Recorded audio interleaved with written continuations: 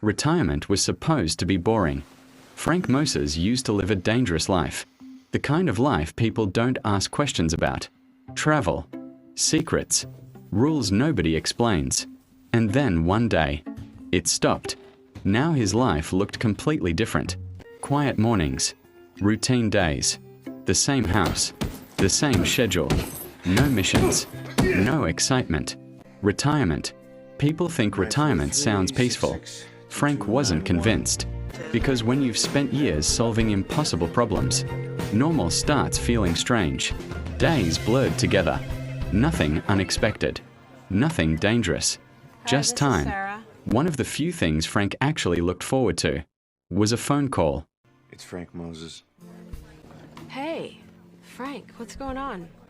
I just called because they didn't send that check out again. Oh, I'll make sure they send another one out today. I'm so sorry. So how's your avocado? It's got 2 green leaves on it. I told you could grow something. How's your day going? My day. Doc? Simple conversations. Yeah. Small moments. Nothing dramatic.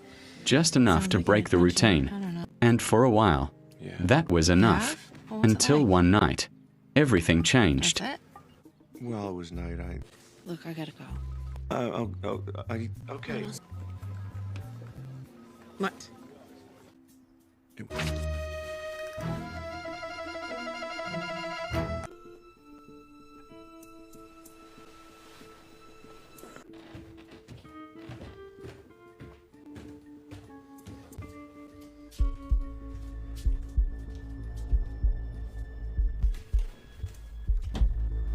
Not random, not thieves, professionals, fast, organized, and they weren't there to warn him. They were there to erase him.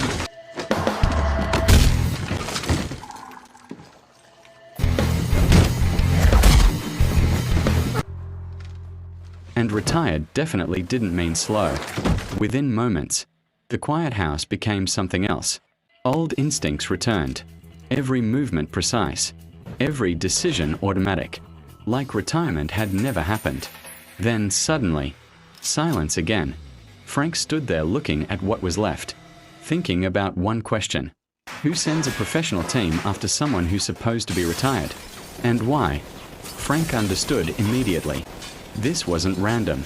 Someone wanted him gone, which meant retirement was over.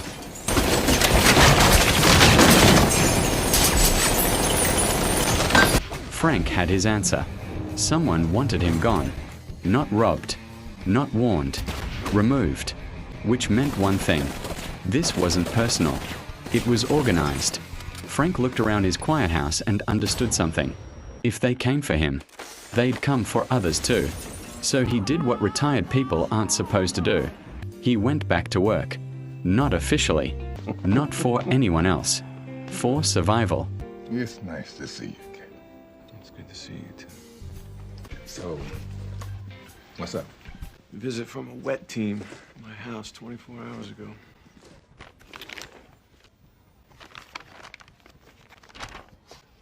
This used to be a gentleman's game. And you know I love you. Bye. Independent South African hit team. Stephanie Chan. You know her? Somebody has a serious heart-on for you, kid. Yeah. I'm retired. Well, I am high. You have such beautiful green eyes.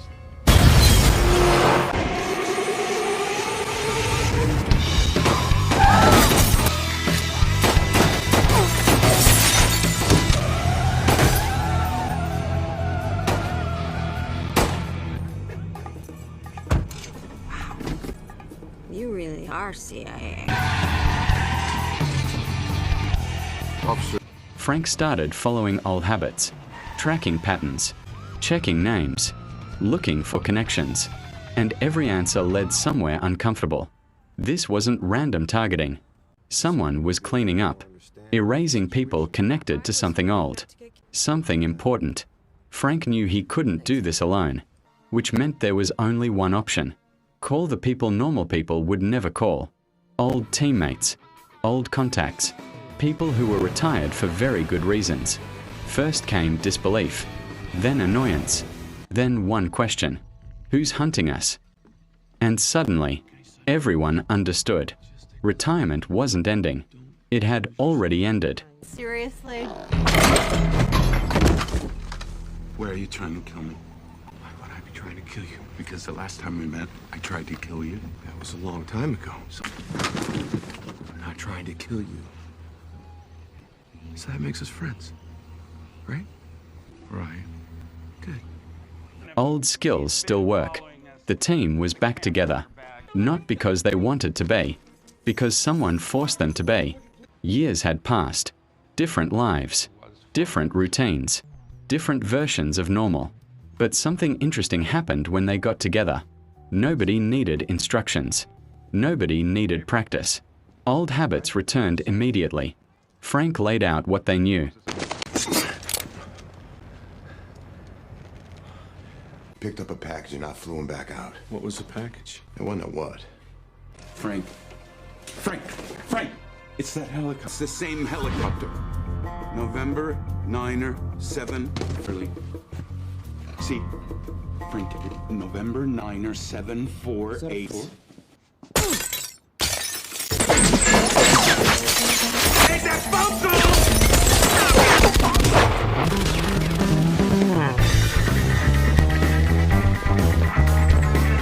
Someone was targeting retired agents. Someone was erasing connections. And somewhere underneath it all, there was something bigger. So they moved. Carefully. Fast. Not trying to start a fight. Trying to stay ahead. At first, people underestimated them. Retired. Older. Outdated. That mistake didn't last long. Because experience moves differently. The team didn't rush. They adapted. Every obstacle became another opportunity. Every problem became familiar. And slowly, pieces started connecting. Old missions. Old names. Things that were never supposed to come back. Then came the moment everything shifted. They found evidence. Not enough for answers, but enough to understand something. This wasn't cleanup. This was protection. Someone powerful wasn't protecting the future. They were protecting the past. Be careful.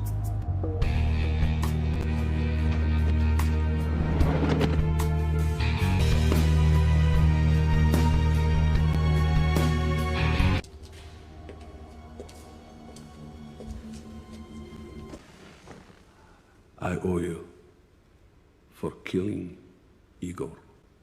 I think you are not here for the vodka. I need your complete security layout of Langley. I'm going to break into the CIA. Cracks, codes, ID swipes, all of it. Suddenly, every move became more dangerous. Because now the team wasn't surviving. They were getting close. And the closer they got, the harder people pushed back. Buried missions stay buried. The closer Frank and the team got, the less random everything looked. This wasn't about retired agents. Not really. They weren't targets. They were witnesses, connected by something old. Something powerful people expected to stay forgotten. So the team went backward. Old records, old names, old operations nobody talked about anymore. And eventually, they found it. One mission. Years ago. Officially finished. Officially buried. But some missions don't end when the paperwork does. The deeper they looked, the worse it became. Half-truths. Missing details. People rewarded for silence. And people erased for remembering. Suddenly, everything made sense. Soundproofed, reinforced, swept for bugs daily. This is my safe room. You could fire a gun in here. No one would ever know. Mr. Dunning.